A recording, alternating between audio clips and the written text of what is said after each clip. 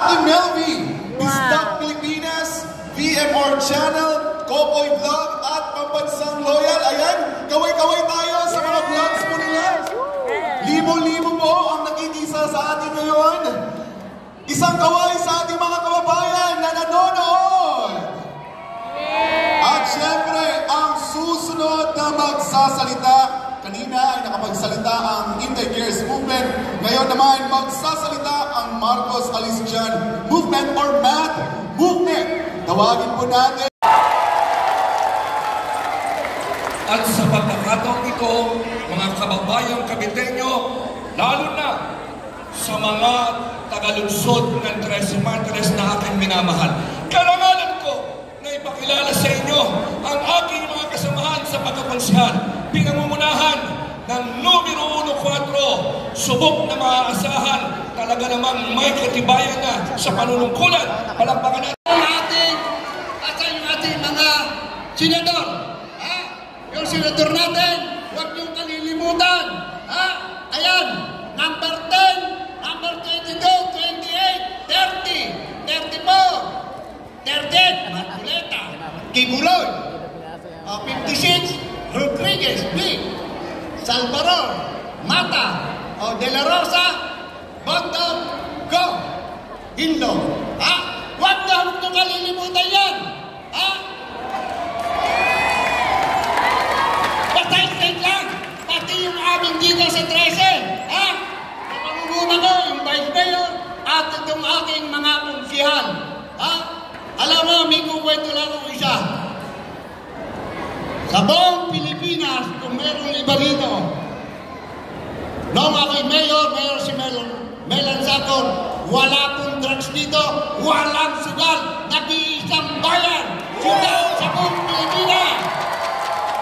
Milata, wala dito! Ito pa ay dating sabungan. Ito pa, kita mong maganda niyan. Dating sabungan to. Pinakausapan ko, si Mrs. Amore, yung may ganyan to. Ang sabi ko, gawin mo lang itong school, yung harapan mo, ipapakongkreto ko yan. O konkreto yan, 4 lanes, nauna yan. Pangako ko sa kanya. Kung hindi naging college na, hindi naging school, maraming nagkahiwalay na asawa, maraming hindi nakapagtapos. Alam niyo po ba, napakaraming nakatapos dito, maraming naging pulis, maraming naging teacher. Kung yan kung hindi sabungan, edi ang daming pamilyang nag-away, maraming mga bata na nagutom. Kaya dito lang, iyon lang, isa sa aking pinagmamalaki. Bago i-issue ko ng kurap, wala na sulang dito, may loto, lahat, pati loto, saka makakakita sa bansang Pilipinas.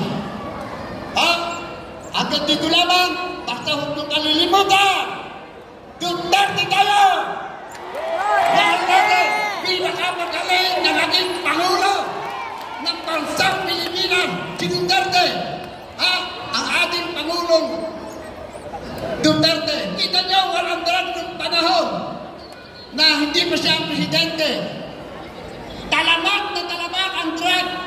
Kaya nasabi ko sa ating sarili, si President Duterte, hulog ng langit para sa mga Pilipino. Kung sino yung magaling, iyon ang pinangukulong nila. Pinalalabas na masama. Diba? Bakit? Minahal sa ibang bansa. Minahal ng Amerika, ng Presidente, ng China, ng Russia, maging sa Europe. Kung si Duterte hinahangad at minamahal, tayo pa bang Pilipino ay hindi magmahal sa kanya? Diba? Kung masama si Duterte, hindi galit din sila. Pinarasa nga nila sa media, bakit nakita ang tunay na pagkatao ng ating mahal na Pangulo, Rodrigo Roa Duterte. Kaya kung sino talaga, dapat tangkilikin natin lahat. Lalo-lalo na si Pastor Kibuloy. Maraming salamat. Mabuhay! Okay.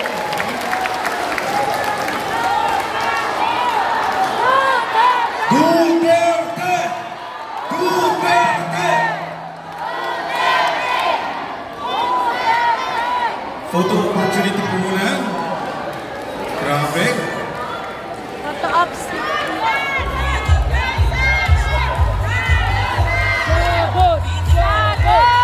Maraming salamat. Palakpakan muli natin ang Team Sagon! Woo! Grabe! Ang galing! Si Sir Raymond, ang galing niya magsalita kanina, no? May punto. Ang ganda-ganda. At syempre, isang minutong katahimikan ang gusto kong hiligin sa mga kababayan. Ang galing!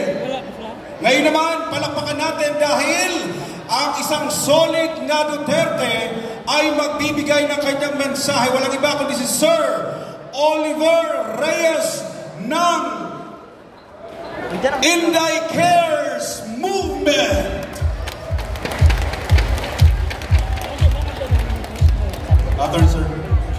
Maraming salamat po, Sir Paul o Sir Jason. Magandang hapon po, mga Kabitenyo! Magandang hapon, mga taga-Trece Martires!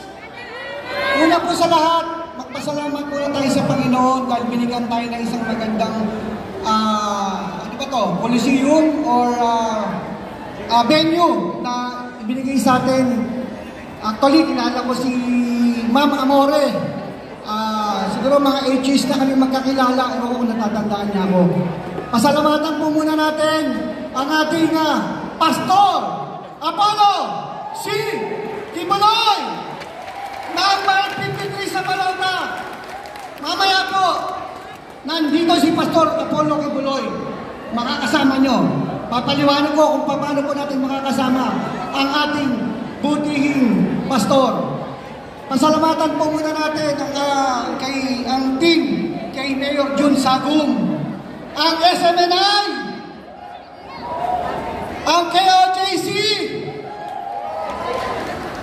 PDP Laban,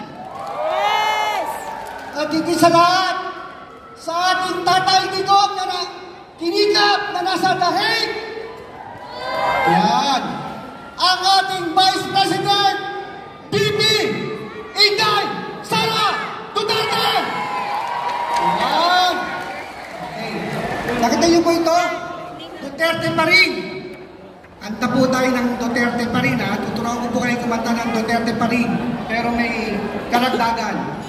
Pilipinas, Duterte pa rin ang tunay na nagmamahal sa atin.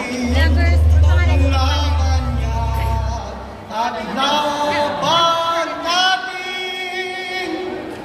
Kabitenyo, Duterte pa rin.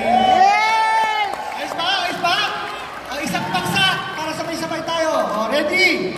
1, 2, 3. Pilipinas, Duterte pa rin. Pa rin. Mabuhay ang mga taga-Trece Martires. Mabuhay ang mga taga-Kabitenyo. Papaalala ko lang po ang sinabi ni BP Sara, tayo po ay maging matalino sa pagboto. Huwag niyo pong kalimutan, sa Mayo 12, ang mga PWD at senior, popoto po tayo ng alas 5 ng madaling araw hanggang alas 7 ng umaga. Mga senior, taas ang kamay! Mga PWD, wag niyo pong ikahiya, ako po ay PWD. Because I had so many times operation in my eyes. Ako po yung PWD, pero hindi ko po kinakahiya yun. Basta tayo ay tumutulong sa bayan, lahat po tayo ay pantay-pantay. Okay? Kaya kwento ko muna po sa inyo, ano ba si Pastor Kibuloy? Ano pa ba naging buhay ni Pastor Kibuloy? Siya po ay naging spiritual advisor ni Pangulong Duterte, ang pamilyang Duterte.